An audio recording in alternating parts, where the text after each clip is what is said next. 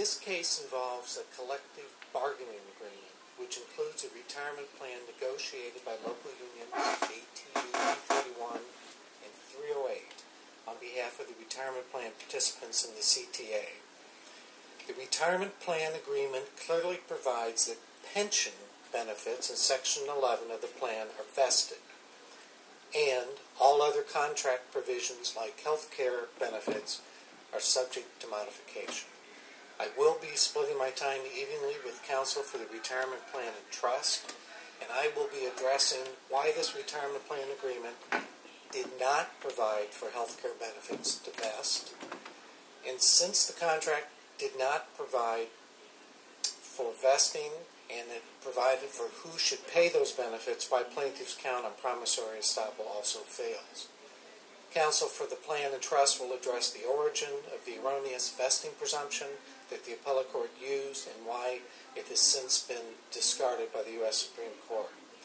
He will also address why plaintiffs do not have standing in this case. The language of the agreement, as I said earlier, is clear and unambiguous in expressing the intent of both the unions and the CTA as to vesting of pension benefits. But by the absence of any vesting language that the health care benefits, like any other contracts, they are subject to modification in later agreements. Section 11 of the agreement clearly states that pension benefits vest. This court, last week in Heaton, at paragraph 71, stated that there are numerous instances in the Constitution of 1970 where the drafters specifically provided that particular constitutional guarantees were to remain subject to the authority of the state where public safety and welfare required. When it came time to address the rights conferred by membership in public pension systems, however, this court pointed out, the drafters included no similar reservation of authority. So this court found that there was no protection under the police power. Likewise, here, the drafters, in a collective bargaining context, knew how to vest pension benefits, and they did so. And again, there is no language with respect to health care benefits. But the appellate court, even before reviewing the terms of the agreement, decided to use an initial presumption rather than well-settled contract principles, as this court did in Heaton, to determine what the parties' intent was as to vesting. The presumption that they applied required the parties to state affirmatively in the agreement that health care benefits did not vest. Otherwise, the appellate court would find, absent this language, that they did. This presumption completely turned well-settled contract principles on its head, and it was a presumption that was not even in effect in Illinois when the parties negotiated the collective bargaining agreement, which includes the retirement agreement. Therefore, the parties negotiating the retirement plan agreement had no way of knowing what additional language to include or not to include under existing law. They followed existing law. Existing law at that time was you look to the four corners of the agreement to determine the party's intent if the language is unambiguous, particularly where there's an integration clause as there was here. And unless stated otherwise, it has been held numerous times by this court, the U.S. Supreme Court, that contractual obligations do not survive beyond the expiration of the collective bargaining agreement. Courts should not construe language in a contract to create lifetime benefits unless the language is clear. These are basic rules of contract interpretation, constitutional interpretation, and statutory interpretation. And if you look at the actual language of this agreement, it says in section 20.12a that when a retiree or active employee reaches the age of 65, then they go to Part B, which is another set of benefits, because then they can take into account Medicare modified benefits. It does not provide that up until age 65, they are given a benefit that would go beyond the terms of the specific collective bargaining agreement. And if that wasn't clear enough, if you look at other provisions of that contract, if you look at the whole agreement, it makes it even clearer what the parties intended. Because in Section 11, which I mentioned earlier, pension benefits, the word vesting is mentioned. I also mentioned in Section 21.1, which talks about when that fund is distributed ultimately, it says precisely in 21.1, it is the intent of the parties to maintain old age retirement plan permanently. No reference to health care benefits.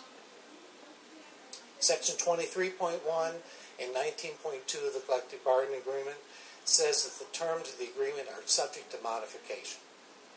That is clear. Plaintiffs suggest that the appellate court's presumption is likely consistent with the original intent of the parties. But again, no presumption is necessary where the language and the intent of the parties is unambiguous. Obviously, this court's recent rulings on the pension protection clause in both Kenerva and Heaton need to be addressed. And what I will say about that briefly, because counsel will also be addressing that, is what this court said, and I think what this court made clear, is that the pension protection clause protects the contract that the parties entered into. Nothing more, nothing less. It does not change that contract. This court said in footnote 12 in that decision that they would not allow the unilateral taking away by the legislature of benefits that had been vested between the parties. This is not a unilateral taking away. This is a collective bargaining agreement. And I think as this court said in Kerner, in its commentary to Section 5, of course the contractual relationship referred to in Section 5 is governed by the actual terms of the contract. Plaintiff does not explain how enforcement of this condition, to which the parties agreed and which has existed throughout the duration of the contract, can become an unconstitutional impairment of that contract. Contracting parties have and expect to have their contracts interpreted and enforced as written. Finally, Your Honors, I do want to address the claim of promissory estoppel, which plaintiffs have alleged as a fallback in their complaint against the CTA. They are suggesting that somehow the CTA is stopped from denying that it owes these benefits because over the years there have been made, certain promises have been made that they would be entitled to this. This court made it clear in Patrick Engineering versus City of Naperville that to apply promissory estoppel against a municipality, if there have to be extraordinary and compelling circumstances. And without going through, as we did in our brief, the flaws in the complaint with respect to promissory estoppel, let me say just this. Promissory estoppel is going to fail when there's a clear contract in place. A clear contract that says it's responsibility of the retirement plan to pay those benefits, and a clear contract that says you are only entitled to this much subject to modification. So we would respectfully ask that this court affirm the circuit court and dismiss this entire complaint with prejudice. Thank you.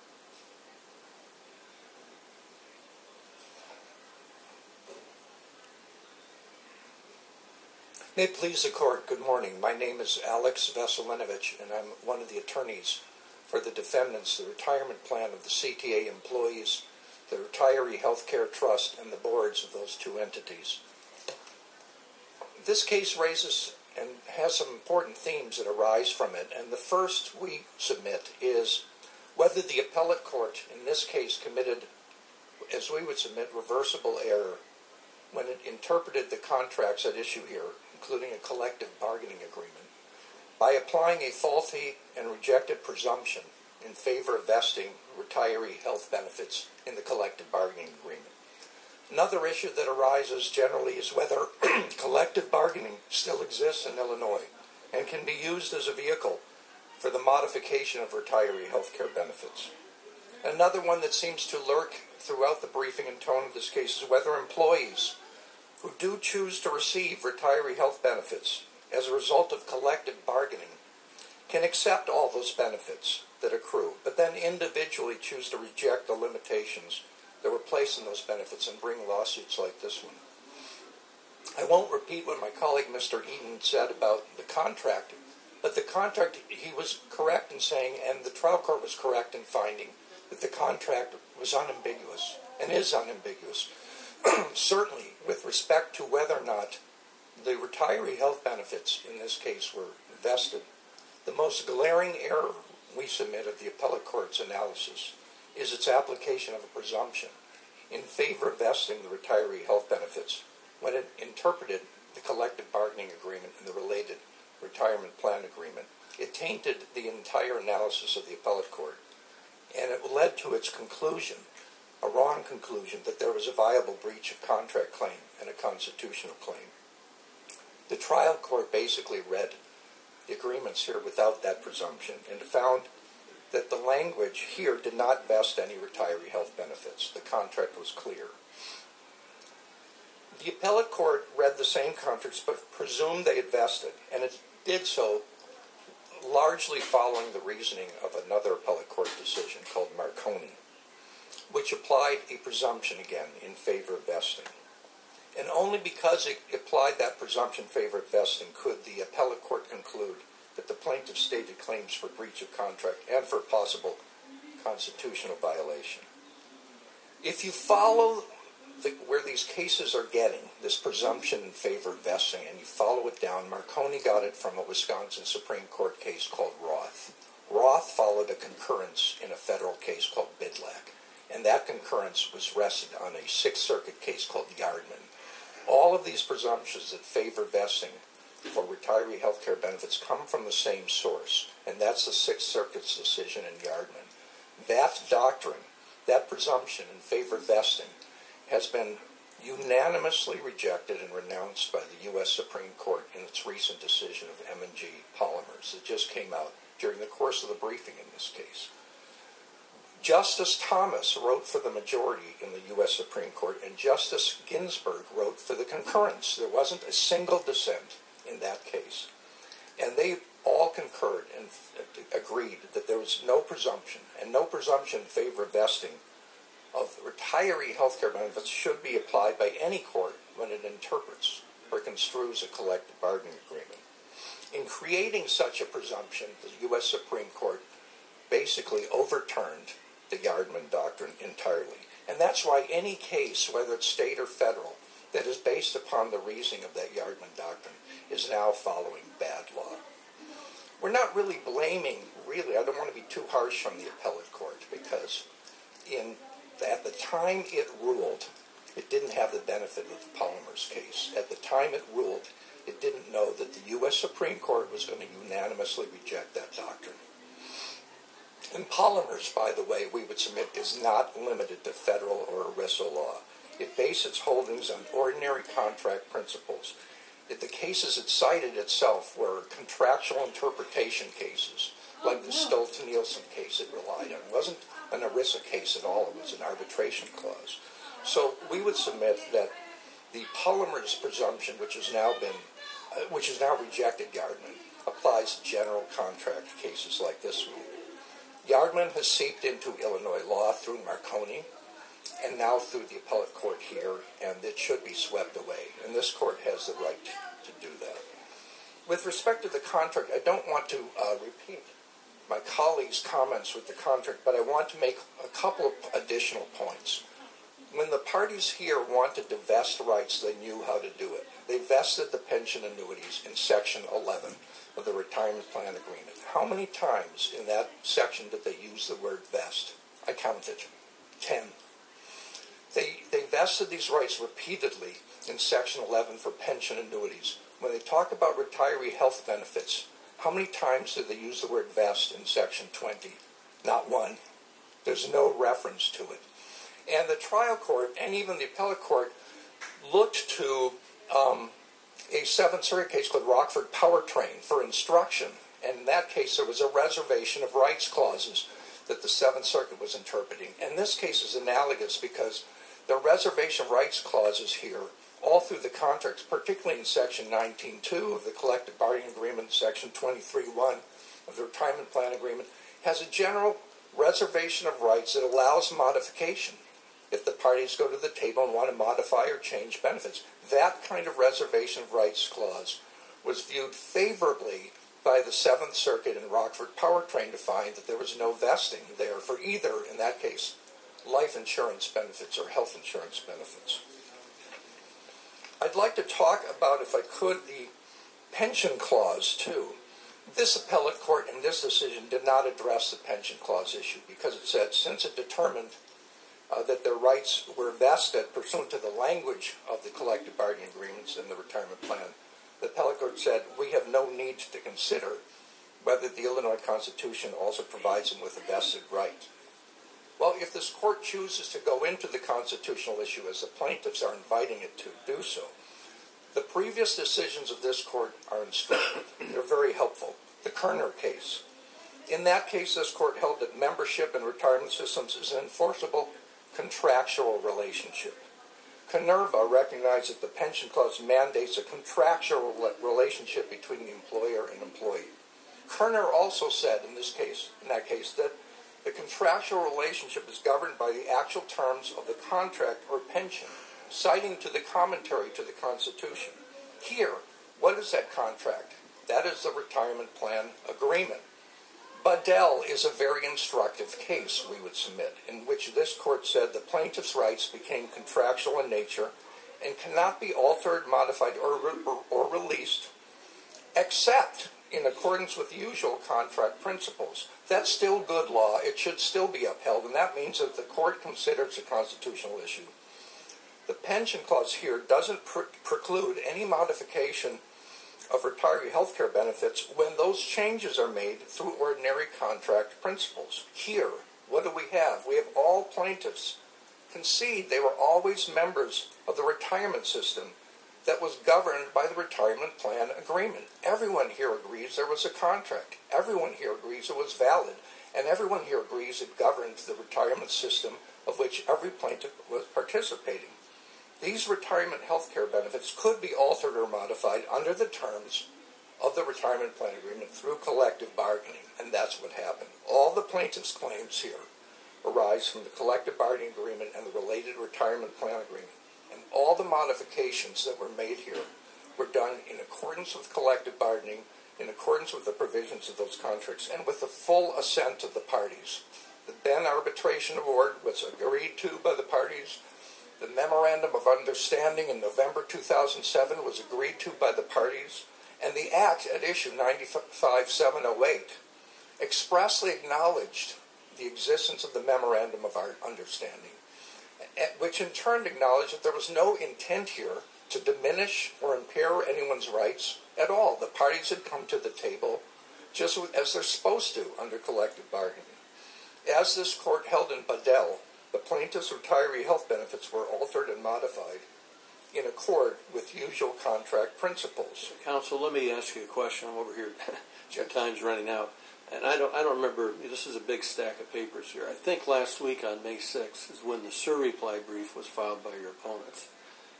And I just haven't kept up with this. I don't know if you ever written, I don't know that we want any more responses, but they argued pretty strenuously that this case begs strongly for a remand on these factual issues that are still in controversy, that we shouldn't be ruling as a matter of law. I mean, I'm not sure that Mr. Eaton addressed that, and I don't know if you were going to. I just wanted to throw that question out there.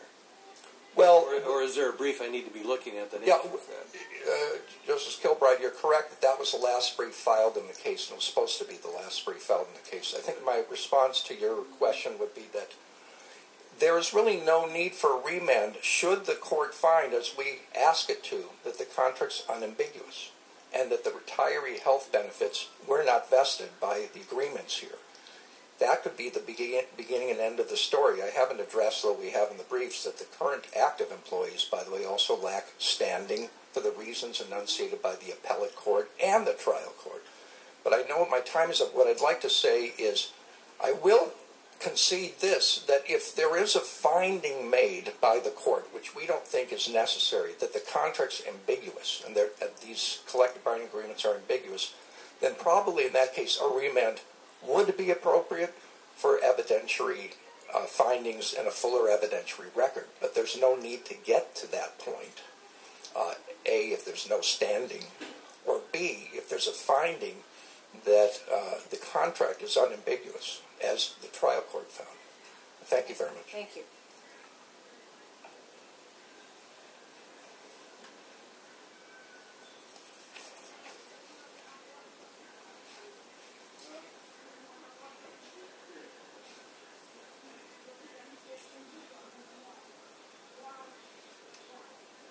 Chief Justice Garvin, and may it please the court, my name is George Luscombe, representing the plaintiffs, Chicago Transit Authority, retirees, and employees. Plaintiffs respectfully request this court to hold that all plaintiffs, retirees, and current employees have standing in court to defend their constitutionally protected and vested retirement system benefits, and that this court should also hold that all of the plaintiffs hired on or before September 5th, 2001 have a vested right to a paid health benefit in the CTA health plans as part of the CTA retirement system, and that this court should remand all plaintiffs' claims on appeal against each of the defendants for discovery and further proceedings. Two straightforward considerations require this result. First, the collective bargaining agreement here defines the terms of one of the Illinois retirement systems, and therefore the pension clause is relevant to this case.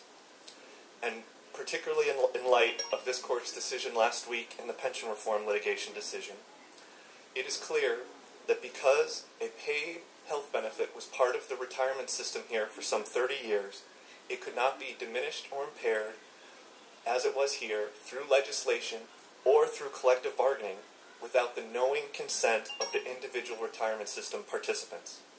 Contrary to defendant's position, there was a unilateral reduction here. There could only be a modification of that vested retirement system benefit by the bilateral agreement of the individual retirement system participant deciding to waive their own individual vested deferred compensation and their own constitutional right. Second, the current employees, just like the retirees, must have standing if they are to have an enforceable constitutional right to their retirement system benefits. Plaintiffs cannot be left without a forum that has the authority and power to remedy the diminishment of their retirement system benefit here. Are you saying that the agreement could waive the rights, but that there had to be individual participation in the agreement? Yes, Your Honor. I think as multiple cases in our brief hold, even a collective bargaining, even in the private sector, when there aren't constitutional rights involved, a collective bargaining representative and a public employer can create vested rights through collective bargaining. But once those vested rights are created, they become the individual right of the employee, and therefore those vested rights then are no longer subject to be waived through the collective bargaining process. So a subsequent collective bargaining agreement would have no effect on the original agreement? For the current participants who already had a vested right. So, consistent with the pension clause, if a collective bargaining agreement that defined the terms of the retirement system created that vested benefit, it would be vested for the current participant. They would have a vested right to the pensions detailed in that collective bargaining agreement and the retiree health benefits, the disability benefits, any other terms that were part of the retirement system here in the retirement plan agreement. And those benefits could not be subsequently diminished through collective bargaining or through, as here, ultimately, it was cut through legislative action. And here, of course, it bears noting that even further, the cuts that occurred here happened, the genesis was in an interest arbitration that no member got a vote on, and then subsequently by legislation. So there isn't even facts that could be relevant, such as people giving an individual waiver of their benefit. That just has not occurred here. Mr. Luscombe, how does the vitality of this Yardman Doctrine argument that was just pointed out and argued by counsel, how does that weigh in on your response to Justice Carmeier? I think the critical distinction here is that this is a collective bargaining agreement defining the terms of an Illinois retirement system. It's not a private collective bargaining agreement in the public sector. a critical, necessary piece of the M&G Palmer's decision is the fact that in the private sector, there's an absence of any background law vesting retirement benefits. In the private sector, under ERISA, pension benefits are vested. Therefore, if a collective bargaining agreement includes pensions, there's no need at all for the collective bargaining agreement to say that the pension is vested, because it is under ERISA. But that's not so for retiree health benefits. Therefore, as the Supreme Court held, the collective bargaining agreement has to express some kind of intent to vest those benefits if they're to survive the expiration of the collective bargaining agreement. But here, as the court's Canerva decision made clear, the clear and unambiguous terms of the pension clause show that the voters of Illinois decided that vesting protection should extend to all the benefits of a retirement system.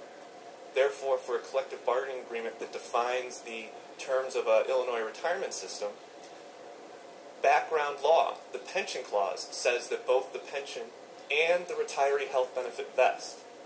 And therefore, there's actually no independent need at all for the collective bargaining agreement to express an intent to vest.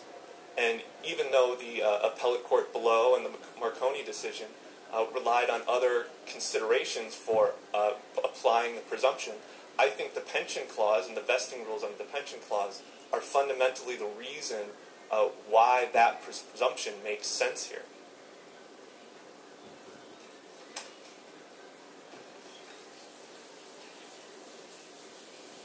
In addition to that point, I would note that unlike in the private sector, in federal jurisprudence, here in Illinois, there's a well-settled rule that any ambiguity in the terms of an Illinois retirement system should be interpreted in favor of the retirement system participant. Therefore, if there were any ambiguity in these documents, they would have to be interpreted in favor of the retirement system participant. Thus, if the CTA and the transit unions had intended to disclaim vesting of the retiree health benefit, they would have had to have done so expressly and unambiguously when that benefit was established in the terms of the retirement system. And that they simply did not do. And I think these principles make clear that defendants' arguments that they were permitted to diminish or trade away plaintiffs' retirement system benefits through collective bargaining are wrong. This is not a case like Kerner, where the terms of the system contained an express condition where a pension would be eliminated, where if you were, the terms of the system expressly said that if you're convicted of a felony, you lose your right to a pension. Here, they rely simply on provisions that allow the CTA and the transit unions to amend and modify the terms of the collective bargaining agreement through collective bargaining. But I think that's no different than the standard power of the General Assembly. If this were a purely statutory system, the General Assembly always retains the power to amend and modify the terms of the retirement systems through amendments to the pension code. But the Constitution places a limit on that power. They cannot amend and modify the terms of the pension code so as to diminish and impair the benefits of current participants. I think the decision last week in the pension reform litigation made clear that the pension clause protects a contractual relationship, but it also makes clear what the protections are for the benefits of that system, that they may not be diminished or impaired. And I don't think the decision can be any different in the CTA retirement plan. In that